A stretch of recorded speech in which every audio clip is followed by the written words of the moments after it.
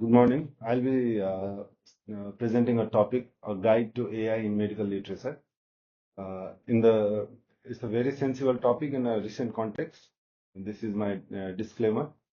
And starting with the very first slide, why we should all do research, as Dr. Deming said, if we want our experience to turn into guideline, the data is a must, and a proper analysis of the data and proper recommendation using the data is the way to go. So that's how the health research started. These are my objectives, and the crux of the objective is we have to understand AI-generated researches versus AI-assisted and how legal is it. So the AI universe is rapidly changing. Earlier, it was thought that generative AI was the last. Generative AI means the AI that we are using, that is ChatGPT, DeepSeek, they are the last.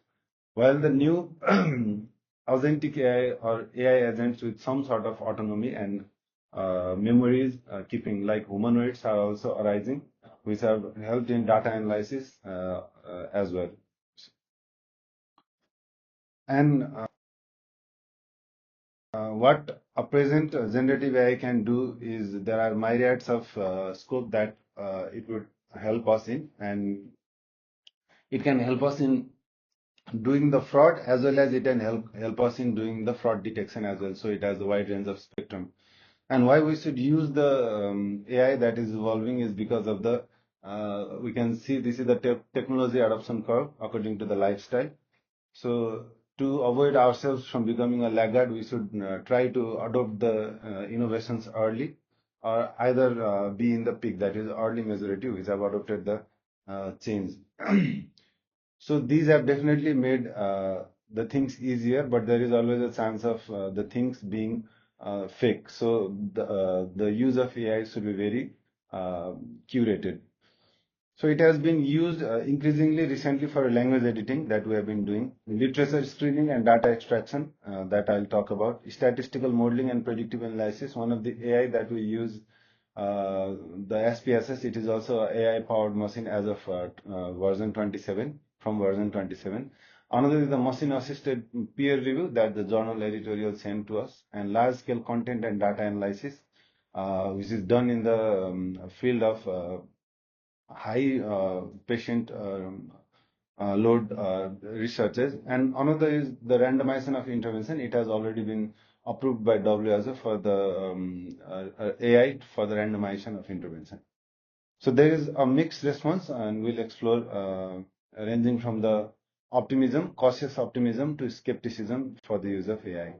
And the main concern is the data privacy, confidentiality, breach, biasness, transparency and explainability issues, authorship integrity and accountability, and legality in these terms will be explored.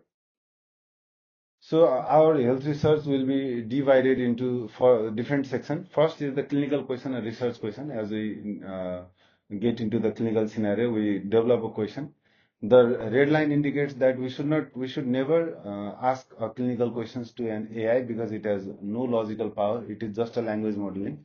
So clinical question asked from AI or research question title asked from AI is already a plagiarism.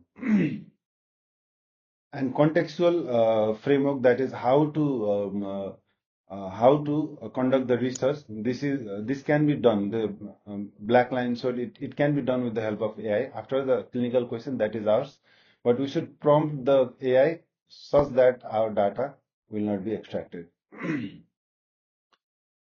And then literature review that can be done using AI. The proper tool I'll explain in the later slide. And boilerplate writing means those sections which does not need any of the literature citation, and study design help can be taken using AI. The analysis part should be totally done by human. The results and discussion and conclusion should not be fed to AI. So this is the overview. And ChatGPT, we have all known the introduction of it in 2022 has been exponentially rising after that, and it is a generative pre-trained transformer. Means it has a language that has already someone somewhere has already trained it, and it will just transform it to for the use of others. So it is a large language model. It generates sentences based on mimicking the statistical pattern, but it does not have its own logical thinking. So this is what AI has been used recently. So the main concern here is we should not feed our whole of the document or the title solely to the AI, because it will go into the gray or unpublished section of the journal in the AI database, and it will make whole of our researches or hard work into the 100% plagiarism. So that's the thing. Uh, this was the prompt I entered yesterday in a chat GPT. So I want to wash my car and the car wash is 30 meters away. Should I take my car or should I just walk was my question. And all of the answers were just walk according to the rational verdict. It was made by the prompt or made by the rationality from the literature, but not the logical thinking. So this is what the AI is as of now. And after teaching it that how would the car was if I don't take it by driving, when I prompted the question, and then it gave me the real answer to that. So these are some popular AI that we can use. Some of these are paid, such as in writing assistant, ChatGPT, Gemini. The problem with ChatGPT and Gemini is they are largely inaccurate. The sentences are very much disturbed or not in alignment, so we have to always proofread. Overtune is a paid app, and it has been shown good review in writing assistant. And then literature search, Research Rabbit is free, but in paid it can even extract data, but in free it can search the similar other researches for the literature review section. And then for grammar, the Grammarly can be used, and illustration by render Canva, it can be used. The green line here shows the better one as per the review. And then for the citation, Zotero mainly EndNote. It must be used in today's literature writing, where Zotero is free in Mac and mainly is shown to be very good as per the reviews. And data analysis, SPSS, Atlas and Studio R, where Studio R has shown to be the best, but the difficulty is coding, and SPSS is easy to use. The main theme of this slide is, if we are using AI, we have to section our uh, journal and then feed to the different AI. Giving whole of the paper to one AI will keep our data journal into the gray zone, and it will make the 100% AI result. So this is the Research Rabbit. So if I enter this was the screenshot from my Mac. So if I enter research, then it will extract the abstract, extract some data from it, and it will give the similar literature that I can include in the research from the different indexed journals. So this is how it helps. So another is, now that we have paid, is it legal? Uh, for the many paid programs, after they sign the data processing agreement, suppose in SPSS we have entered the huge amount of data with the patient name or with the confidential data, and they have already signed the data processing agreement (DPA). So that's why the health journal, they demands the paid SPSS. If it is unpaid, there is a high risk of data breach. It's not like the paid is legal. Now, diving to the smart use of AI, this is the most nuanced area. So we can use in boilerplate section. As I said, boilerplate section are those section in journals which does not require any citation, like the study designs or the help for the methodology or data collection methodology helping. So we can use AI to improve language and readability. We can use AI for the brainstorming and ideation to generate the alternative titles. However, we should not ask for the title itself and suggest the anonyms to avoid repetition or explore different ways to structure an argument. We can use AI to summarize or condense text if we have a lengthy abstract, or we can use. We have to bear in mind that results section are not to be entered even in case of the abstract. So we have to use AI to help with the research, literature searches and summarization, but always proofreading and rechecking the literatures are helpful. So after the use of AI, the use can be checked using Turnitin. Many of the journal editorials use this app. Turnitin for plagiarism and similarity detection and AI writing detection. So if we feed all of our journal in an AI database, Turnitin will detect, and even if it is an unpublished database somewhere around the world, our research will be discarded. So the free AI, that is ChatGPT and Gemini, the green slide means we can do this with caution. So we should not ever input patient name or any confidentiality identifiable data in ChatGPT. We should not copy paste generated text without disclosure. That is, failure to disclose is ethical misconduct. So this means the many journals have now a different section for AI disclosure. Suppose I have used the AI in the grammar editorial or recommendation proofing or methodology section, I have to disclose it. And we should not allow to generate results or data statistical output, because there is a high chance of data manipulation. So this should be avoided. And we should definitely not use AI references, because there is a high chance that these are fake. And as with all other health researches, the fabrication of the result is definitely not acceptable. And at last, we should remain fully responsible as an author to maintain the integrity of the research. The legal issues are data privacy. That is, if we are feeding the whole of the data, we are feeding the unpublished data to AI. Now, if our manuscript is fulfilled, then Turnitin will show that it is a AI data. So we should not feed data to AI. The AI might have produced your methodology or other section from another author who have fed data to AI, which is also highly plagiarism. So we should not do the copy paste of the methodology section as well. Methodology section usually does not require the citation, so it is a boilerplate section, but we should not copy paste it. And another is the it violates the institutional policy of the good clinical practice and research.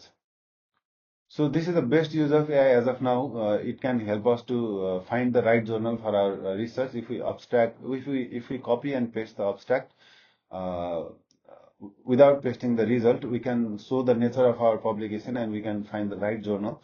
Every other journal now have a journal finder. This is from the Elsevier. This is from the Springer. The link is also here. And this is from IEE. This is from Wiley. So we can just paste our abstract without emitting the results, and then we can find the best journals that can publish our manuscript. So this is also a smart use of AI as of now. So there are some do's and don'ts in AI as per the different articles that I have gone through. So in short, for journal editor or editorial board, AI can help them to find peer reviewer, and it is the best way to, among all the Gmails, AI can randomly select the peer reviewer. We can use AI to streamline administrative and pre-screening tasks, tools for plagiarism screening, the example Ithingate or even Turnitin that I showed, and ensuring the required statements and documents have been put. But the decision making for the journals or for a manuscript to be accepted should not rely solely on AI detection. Uh, and the AI should not be used to draft a decision letter or other sensitive correspondence from the journal editorial board as well. So for peer reviewing, we are being sent for the peer reviewing a lot. So how to do a peer reviewing smartly is another thing. If we feed all of our data or upload the data to the ChatGPT, then the unpublished data will already go into the AI. So we should always focus on not breaching the data to the AI database.